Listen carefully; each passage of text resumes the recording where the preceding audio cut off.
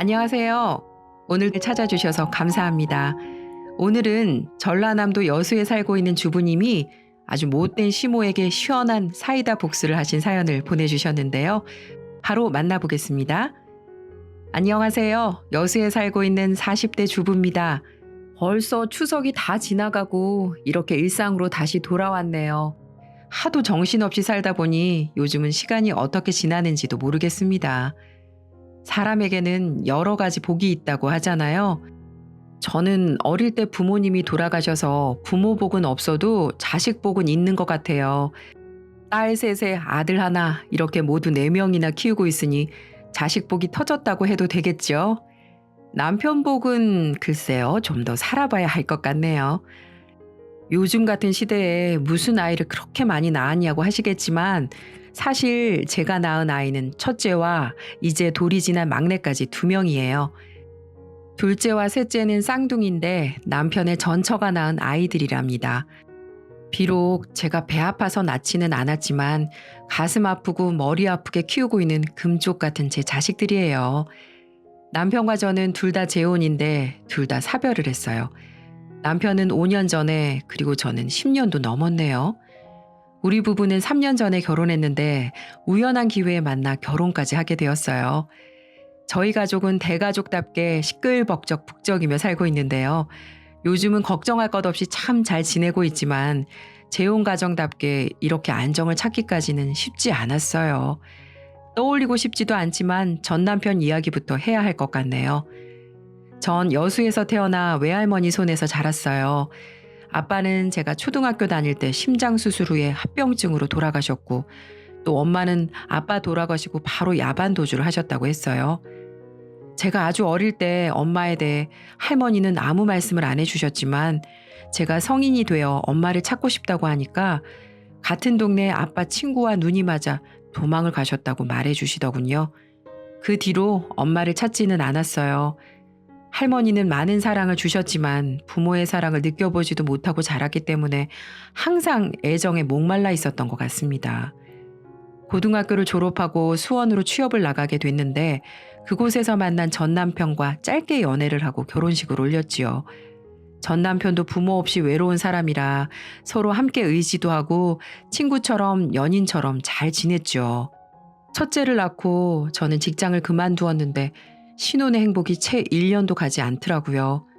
제지 공장에서 일하던 남편은 고장난 설비를 고치러 들어갔다가 돌아오는 롤러에 끼어 한쪽 팔이 완전히 뭉개지는 사고를 겪고 말았거든요. 병원에 달려갔지만 이미 심하게 뭉개진 팔을 절단해야 한다는 이야기만 들었어요. 극심한 고통에 정신을 잃었던 전 남편은 의식을 차리고 잘린 팔을 보며 오열했고 퇴원 후에도 제정신을 차리지 못한 채 어느 날 저와 제 딸을 남겨두고 세상을 떠났답니다. 퇴원 후에도 술에만 의지해서 살았고 하루에도 몇 번씩 살고 싶지 않다는 말만 달고 살았을 정도니까요. 자신의 장애에 대한 극심한 피해의식에 사로잡혀 결국 제가 자신을 무시하고 다른 남자를 만난다는 의처증까지 가지게 되었답니다. 심한 알코올 중독으로 집안 살림을 다 때려 부수는 건 기본이고요. 술만 마시면 급기야 손찌검까지 하는 바람에 할머니 댁으로 도망가서 며칠을 피해 있기도 했지만 몸도 온전치 않은 사람이 안쓰러워서 며칠 있지도 못하고 다시 돌아오곤 했어요. 전 어떻게든 우리 가족 다시 살아보려 했지만 전 남편은 결국 저희 모녀를 두고 세상을 떠나고 말았어요. 교통사고였다는데 마지막 모습이 너무나 비참해서 다시 떠올리고 싶지도 않네요. 혼자 장례식을 치르는데 우리 딸 태어날 때도 얼굴 한번 비추지 않던 당시 시모가 찾아와 저더러 우리 아들 잡아먹은 년이라고 우리 아들 목숨값을 내놓으라며 쌩 난리를 치는데 안 그래도 울다 지쳐 기운이 하나도 없어서 그 시모가 휘두르는 뺨이며 주먹이며 온전히 다 맞고 서 있었습니다. 남편 어릴 때 이혼하고 딴 남자랑 살고 있으면서 우리 결혼식 때도 한 번만 참석해달라고 용돈까지 주며 사정사정해서 겨우 모셨던 여자가 이제 와서 아들 죽으니 목숨값 내놓으라고 하는데 악마가 있다면 딱 저런 모습이겠다 싶었죠. 사실 제가 그 여자에게 돈을 줄 이유도 없었고 앞으로 이 험한 세상 여자 혼자 아이 키우며 살아가려면 돈이라도 있어야겠다 생각해서 날마다 저를 찾아와 행패를 부리는데도 10원 한 장 내어주지 않았답니다.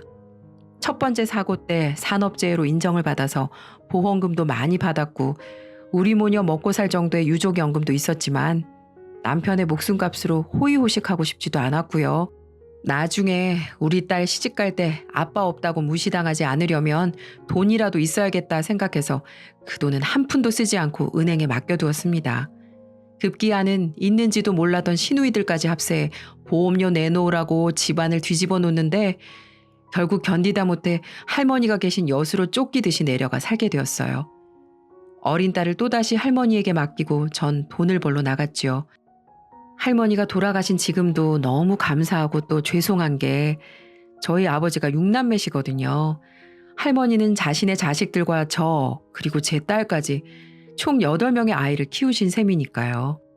평생 자식들 키우시느라 고생만 하신 할머니에게 증손녀까지 맡겨두고 나간 게 너무나 죄송했지만 먹고 살려면 어쩔 수 없었습니다.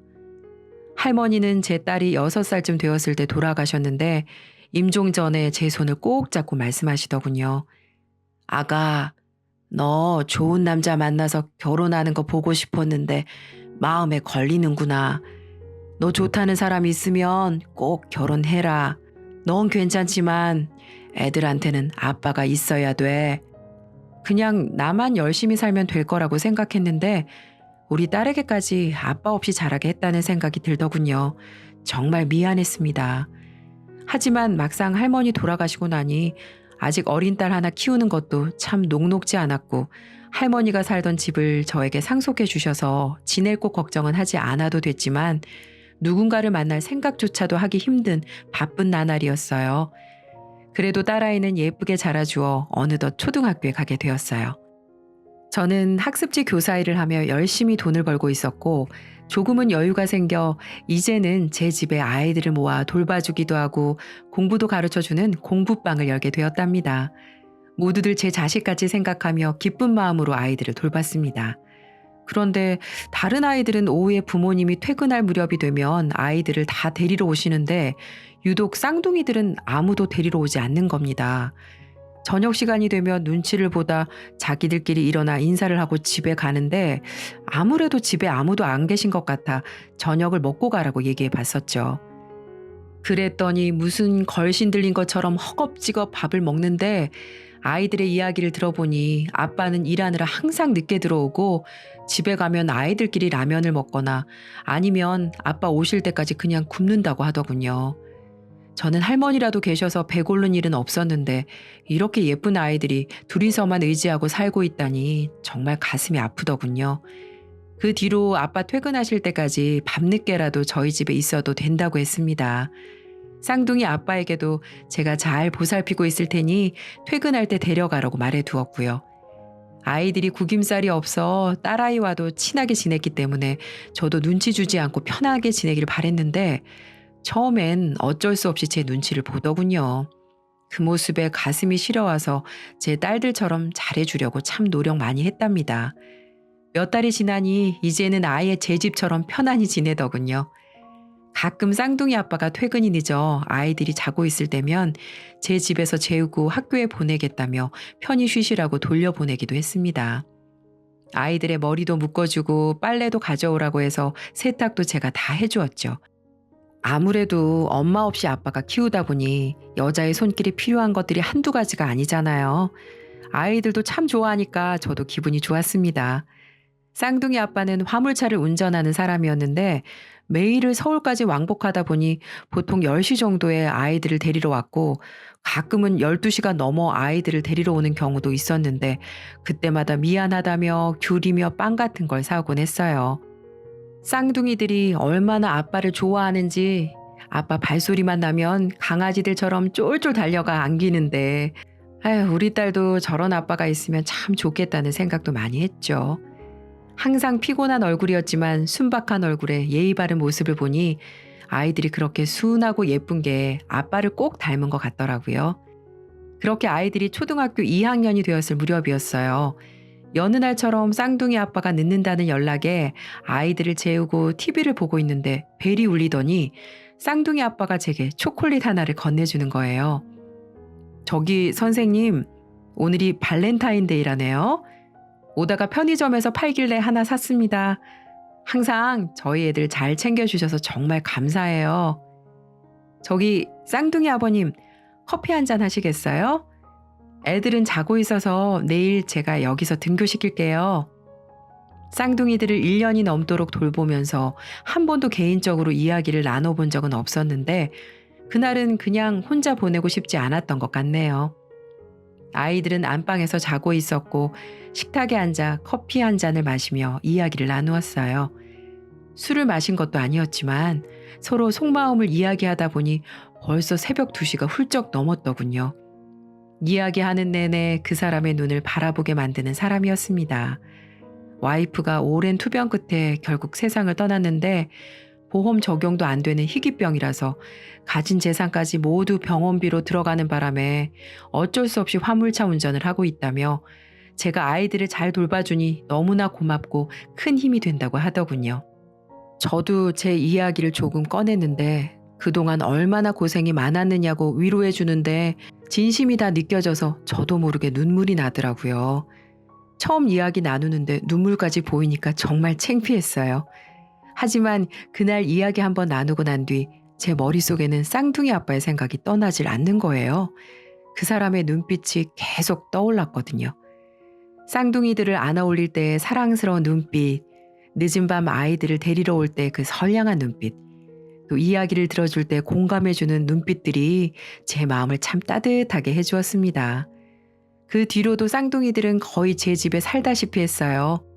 공교롭게 제 딸과 같은 반이 됐고 애들 숙제도 봐주고 이것저것 챙겨주다 보니 담임 선생님도 쌍둥이들에 대한 건 저에게 먼저 연락을 줄 정도가 되었으니까요. 아이들 소풍 갈 땐 쌍둥이들 것까지 김밥을 싸서 보내기도 하고 발표 수업이나 학부모 참관 수업이 있을 때는 제가 엄마 대신에 참석하기도 했어요. 가끔 아이들이 잠든 밤 커피 한 잔 나누면서 쌍둥이 아빠와 이야기를 나누는 게 전부였지만 전 그 시간이 얼마나 기다려졌는지 몰라요. 자존심이었는지 아님 그저 그런 편안한 관계가 좋았던 건지는 모르겠지만 제가 딱히 좋아한다는 표현을 먼저 하지는 않았던 것 같습니다. 아무래도 서로 한 번의 상처가 있다 보니 조심스러워서 섣불리 다가가기가 어려웠던 거겠죠. 그렇게 서로의 마음은 알지만 소연이 엄마 아니면 선생님, 쌍둥이 아빠 하면서 지냈죠. 지금 생각하면 남편이 참 얄밉기도 합니다. 제가 그렇게 좋아하는 티를 팍팍 냈는데 1년 넘도록 제 애를 그렇게 태웠으니 말이죠. 아이들이 수련회를 간 날이었어요. 밀린 집안일을 하고 있는데 벨이 울리더니 남편이 서 있더군요. 매번 운송회사 로고가 적힌 잠바에 안전화 차림이던 사람이 그날은 말쑥하게 차려입고 꽃 한 송이를 들고 서서 말이죠. 살짝 놀라기도 했지만 이 인간이 이제 정신을 차렸구나 싶어 웃음이 새어나오는 거 있죠. 한 송이가 뭐예요, 한 송이가. 다음에는 노란 장미로 한 다발 사오세요. 잠깐 기다려요. 옷 입고 나올 테니까. 앞에선 태연한 척했지만 새어나오는 웃음을 어찌할 수가 없더라고요. 허겁지겁 옷을 갈아입고 나갔더니 안절부절 못하면서 서성이고 있는데 그 모습도 참 사랑스러웠어요. 그날 처음으로 누구 엄마, 쌍둥이 아빠가 아닌 이성으로 데이트를 즐겼답니다. 맛있는 것도 먹고 케이블카를 타고 바다도 바라보곤 했습니다. 둘 다 바닷가에 살면서도 여유 있게 바다를 바라보는 것도 참 오랜만이더군요. 언제나 그랬던 것처럼 남편과의 만남은 제 마음을 따뜻하게 해주었습니다. 저녁까지 먹고 집으로 돌아오는 길에 남편이 먼저 사귀자고 고백을 하더군요. 고백을 해놓고도 안절부절 못하는 모습을 보니 참 귀엽더라고요. 저는 말없이 손을 잡아주었고 저희는 그렇게 늦은 연인이 되었습니다. 아이들도 있다 보니 데이트도 자주 하지 못했고 늦은 밤에 커피 한잔 하거나 하는 게 전부였지만 만나면 만날수록 이런 게 연애구나라는 생각이 들더라고요. 그렇게 시간이 지나고 조금씩 재혼 얘기가 나오기 시작했습니다. 물론 너무나 조심스러웠지만 무엇보다 아이들을 대하는 그 사람의 모습에서 진정성을 느꼈고 제 딸의 아빠가 되어주었으면 좋겠다고 생각했거든요. 그건 남편도 마찬가지였던지 쌍둥이들이 저를 정말 엄마처럼 생각한다며 힘들지만 함께 아이들 키우며 평생 행복하게 살고 싶다고 하더군요. 멋지지는 않았지만 진심이 듬뿍 담긴 프로포즈를 받고 저희는 결혼을 하기로 했습니다. 제 딸은 쌍둥이는 아니었지만 쌍둥이들과 똑 닮은지라 새 아이를 화동으로 앞세우고 결혼식을 올렸어요. 아마 그날이 제 생애 가장 행복한 날이었던 것 같네요. 아이들도 각자의 방이 필요했기 때문에 방 4칸짜리 큰 집을 구했습니다. 신축 아파트는 아니었지만 할머니가 남겨주신 집을 처분하고 부족한 돈은 제 예금으로 충당했어요. 남편은 자신이 경제적 능력이 없는 걸 미안해했지만 이제부터라도 열심히 모으면 된다고 달래주었습니다. 마치 새 쌍둥이처럼 다 똑같은 가구와 물건들로 꾸며주려니 돈이 꽤 많이 들었지만 좀 무리를 해서라도 다 똑같이 꾸며주고 싶었어요. 제 딸들과 우리 가족이 살 집이었으니까요. 앞으로 아이들을 새 쌍둥이라고 부르기로 했는데 아이들도 너무 좋아하고 저도 남편도 정말 행복했습니다. 하지만 세상엔 행복하기만 한 결혼 생활은 존재하지 않는 걸까요? 절 잘 따라주는 아이들과 따뜻한 남편만 있으면 충분하다고 생각했는데 난데없이 시모가 짐을 바리바리 싸들고 저희 부부 앞에 나타난 거예요. 시모는 시부가 돌아가신 후 만난 남자분과 몇 년 동안 식도 올리지 않고 함께 지내고 있었는데 그분과 헤어지고 갈 곳이 없어지니까 저희를 찾아온 거였습니다. 남편은 제게 미안하다며 혼자 지내실 집을 구해드리자고 했지만 이미 집을 옮기느라 돈도 다 써버린 상태였고 또 전 남편의 보상금으로 받은 돈들은 딸들 시집갈 때 미천이었기 때문에 남편에게도 이야기하지 않은 상태였거든요. 그래서 그냥 집으로 모시기로 했습니다. 방이 부족해서 어쩔 수 없이 안방을 쌍둥이에게 내어주고 함께 지내게 했는데 처음 가져본 개인방이 없어지니 몇 날 며칠을 우는데 저도 속상해서 혼났네요. 사실 혼자서 아이들 셋 키우려니까 힘에 부치기도 했기 때문에 어머님이 좀 도와주시면 아이들 교육에도 좋을 것 같아 그렇게 했던 게 제 인생 최대의 실수였던 것 같습니다. 막상 받아들이기로 한 거 갈 곳 없는 시모를 모시는 건 큰 문제가 되지 않았지만 남자에 빠져 혼자 된 아들의 쌍둥이 손녀도 잘 보살펴주지 않았던 사람이 들어와 우리 손녀 하며 불쌍하다고 그동안 계모 밑에서 얼마나 서러웠냐고 하는데 정말 부하가 치밀어 미치겠더라고요. 애들도 계모가 뭐냐고 물어보기까지 하는데 정말 속상해서 죽을 것만 같았습니다. 그동안 정말 다 똑같이 대하려고 노력했고 정말 한 점 부끄러움 없이 내 새끼다 하고 키워왔는데 갑자기 나타나 한다는 소리가 계모 소리인데 그 누군들 화가 나지 않겠어요. 참다 한마디 했는데 시애미한테도 이렇게 표독스럽게 구는데 지 새끼도 아닌 애들한테는 오죽하겠냐고 하는 거 있죠. 도저히 말이 통하지 않는 겁니다. 아니 저한테 무슨 억하심정이 있는 것도 아니고 혼자 힘들게 애 둘 키우던 호래비 아들 구제해 준 거 저한테 절을 해도 모자란 거 아닌가요? 남편은 여전히 화물일을 하느라 낮에는 항상 아이들과 시모와 함께 지내게 됐는데 시모가 쌍둥이들만 끼고 도는 탓에 첫째 소연이만 소외받는 일들이 생기곤 했어요. 어쩌다 제가 일을 보러 집을 비울 때면 쌍둥이만 데리고 외식을 하러 나가거나 과자를 사줘도 쌍둥이들 것만 사온다던가 말이죠. 어른들 입장에서는 그런 게 아무것도 아닐지 모르지만 아직 초등학교 저학년인 아이들에게 그렇게 다르게 해버리면 그동안 저와 남편이 애써왔던 게 완전히 물거품이 되어버리잖아요. 어쩌다 쌍둥이들이 말썽을 부려 제가 혼이라도 낼라 치면 왜 자기 새끼들 혼내느냐고 싸고 도는데 정말 이러다가 아이들 교육에까지 지장이 가겠다 싶더라고요. 둘이서 이야기도 해보고 간곡히 부탁도 해봤지만 아무 변화도 없었고 시모의 분탕질은 심해져만 갔습니다. 곧 사춘기도 겪을 딸아이 셋을 케어하는 것도 결코 쉽지 않은 일인데 자꾸 아이들 간에 차별을 두고 행동하시니 정말 미치겠더라고요. 남편과 상의 끝에 내가 예금이 좀 있으니 어머님에게 집을 구해드리기로 하고 말씀을 드렸더니 이제 굴러온 돌이 자기를 쫓아내려고 한다면서 쌍둥이들을 안고 울고불고 난리를 치는데 괜히 제 속만 새카맣게 타들어갔습니다. 말끝마다 하는 말이 내 아들이 하루 종일 운전해서 벌어온 돈으로 너랑 네 새끼까지 먹여 살리느라고 뼈밖에 안 남았다고 하는데 이 집도 내 돈으로 한 거라고 쏘아붙이고도 싶었지만 꾹 참았습니다.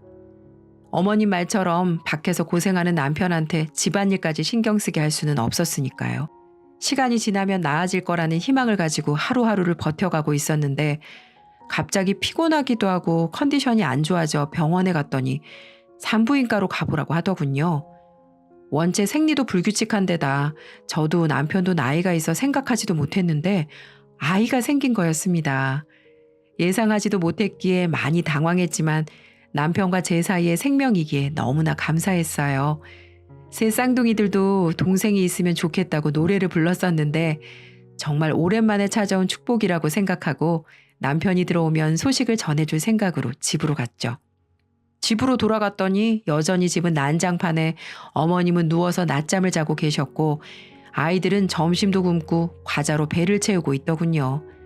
잠에서 깬 시모가 "얘, 넌 시엠이랑 애들이 이렇게 쫄쫄 굶고 있는데 어딜 그렇게 나돌아다니냐? 집에서 하는 일도 없이 우리 아들이 뼈 빠지게 벌어오는 돈으로 놀고 먹으면 집안일이라도 똑바로 해놔야지." 라며 면박을 주는데 아이들 앞이라 차마 큰 소리는 못 내고 묵묵히 집 치우고 밥 차려서 아이들 먹이고 낮잠까지 재웠죠. 그래도 시어머니한테 임신 소식은 전해야 할 것 같아서 잠시 드릴 말씀이 있다고 하고 소파에 앉았답니다. 자기 약속 있다고 나가봐야 한다는 시모에게 기쁜 소식을 전했더니 갑자기 얼굴이 완전히 일그러지며 악귀 같은 모습으로 변하더군요. 육두문자를 남발해가며 제 머리채를 잡는데 전 너무 놀라 피하기만 급급했습니다. "어머니 왜 이러세요? 이거 놓고 말씀하세요. 저 아이 가졌다고요. 이러시면 위험해요, 어머니." "니년이 애새끼까지 달고 들어와서 우리 아들 등골을 빼먹더니 이제 지 새끼까지 또 낳으려고 해? 벌써 애가 셋인데 하나 더 낳으면 어쩌자는 거냐? 네가 돈 벌어올 거야? 어? 우리 아들 잠도 못 자고 하루 종일 운전하느라 뼈밖에 안 남았는데 너는 대체 몸을 어떻게 굴렸길래 다 늙어서 애 뱉다고 자랑질이냐? 너 때문에 우리 아들 다 죽게 생겼다 이년아. 우리 아들 씨가 맞기는 한 거요?" 아이들 깬다며 겨우 진정을 시켜놨더니 당장 지우라고 소리소리를 지르더군요. 아이의 이성을 잃어버린 것 같아 우선 아무 말도 하지 않았습니다. 제게 그 난리를 쳐놓고 친구 만난다고 나가버리더군요. 기가 막히고 믿기지도 않았어요.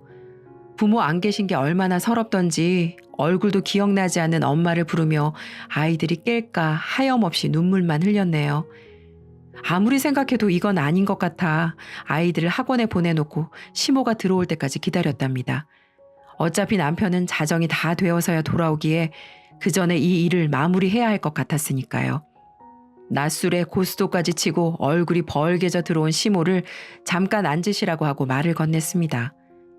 "어머니, 아까 저한테 왜 그러셨어요? 전 사과 받아야겠어요." "뭐? 이게 실성을 했나? 시애미한테 무슨 말버릇이야? 부모 없이 자란 거 티내냐?" "어머니, 저 부모 없이 자랐어도 최소한의 상식과 경우라는 건 알아요. 어머니 저한테 사과하실 거 아니면 이제 제 집에서 나가주셨으면 좋겠네요." "네 집? 이 집이 왜 네 집이냐? 내 아들이 피땀 흘려서..." 노발대발하며 큰소리치는 시모의 면전에 집 문서와 제 예금이 적혀있는 통장을 툭 던졌습니다. 전 시모에게 그걸 던져주며 "당신이 날 쉽게 무시하고 그럴 사람은 아니다. 내가 이런 사람이다. 돈도 많고 그동안 말하지 않았던 돈도 이렇게나 많은 사람이다 라는 말을 해주고 싶었던 거죠. 다시는 무시하지 못하게 말이죠. 그러자 시모는 눈이 휘둥그레져 충격을 받은 듯 보였습니다. 그러면서 "얘, 애미야, 그게 아니라 이 정도 능력도 했으면 진작 말하지 그랬니? 그러면 진작 잘해주고 무시하지 않았을 거 아니냐? 그동안 내가 못되게 해서 미안하구나. 내가 노망이 들었나벼. 미안하구나. 근데 이 통장을 보여준 게 얼마라도 나한테 주려고 보여준 거지? 나한테 얼마 줄 건데?" 그러자 전 웃으면서 "저기요 아줌마, 당장 내일 이 집에서 나가주세요. 지금껏 불쌍해서 먹여주고 재워주고 했더니 갈수록 은혜도 모르고 기어오르시네요. 사람이 정도가 있고 선이라는 걸 지키셔야죠. 그리고 얼마 줄 거냐고? 내가 아줌마한테 줄 돈 있으면 길거리에서 구걸하는 사람한테 주고 말겠네요. 됐고." 내일 바로 원룸이라도 알아봐서 구해줄 테니까 더 이상 찾아오지도 말고 연락도 하지 마세요. 알았어요? 아니, 애미야. 이 나이 먹고 혼자 어디 가서 살라고 그러는 게냐. 그리고 내가 수입이 있냐, 모아둔 돈이 있냐. 이 노인네 혼자 살기 무섭구나. 그러니 내가 이렇게 빌마 용서해다오. 내가 어떻게 하면 되겠니? 라고 애원을 했지만 전 그동안에 제게 했던 일들에 대해 도저히 용서를 못할 것 같아 닥치고 짐이라도 쌓아두고 있으라고 했습니다. 자꾸 그러면 원룸도 구해주지 않는다고 말하면서 말이죠. 저도 제가 그렇게 단호한 면이 있는 줄은 몰랐지만 아이들을 위해서라도 시모와는 거리를 두는 것이 좋을 것 같아 애써 용기를 낸 거죠. 시모도 지금껏 살면서 저의 그런 단호한 모습에 나중에는 자포자기한 듯 어쩔 줄 모르고 고개만 푹 숙이고 있더군요. 너무 속이 시원했어요. 나이 먹어서 다 어른이 아니라는 걸 보여준 것 같아서 너무 속 시원하더군요. 시모는 일을 마치고 들어온 남편 앞에서 온갖 거짓말을 하며 내가 아줌마라고 했네, 닥치라고 했네 고자질했지만 남편은 일이 이렇게 되게 자기가 그동안 너무 방관만 한 것 같다며 단호하게 시모에게 떨어져 살자고 말을 했고요. 믿었던 아들에게 배신을 당해서일까요? 우리들 앞에서 닭똥 같은 눈물을 흘리더군요. 그 이후 얻어들인 집이 춥고 마음에 들지 않는다며 시도 때도 없이 저희 집을 찾아오기도 했지만 전 절대 문을 열어주지 않았답니다. 애원하고 사정을 해봐도 제 단호한 입장은 변하지 않았고요. 그래서 지금은 제게 제발 같이 살면 안 되겠냐고 가끔 문자를 보낼 뿐 아무것도 하지 못하고 있어요. 그리고 전 무사히 출산을 했고 다행히 막내는 아들이었어요. 우리 새 쌍둥이들이 얼마나 좋아하는지 서로 자기가 기저귀를 갈아주겠다며 성화랍니다.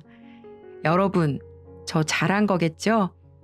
어렵게 찾은 우리 가족의 행복, 다른 사람 때문에 다시는 잃고 싶지 않습니다. 비록 저를 욕하는 사람이 있을지도 모르겠지만 앞으로 남은 제 인생도 오로지 제 가족들만 생각하며 살아보려고 합니다. 효도는 딸이 한다는데 요놈들이 언제 다 커서 제 비행기 태워주려나 싶네요. 제 이야기 들어주셔서 정말 감사합니다. 여러분들도 모두 행복하세요.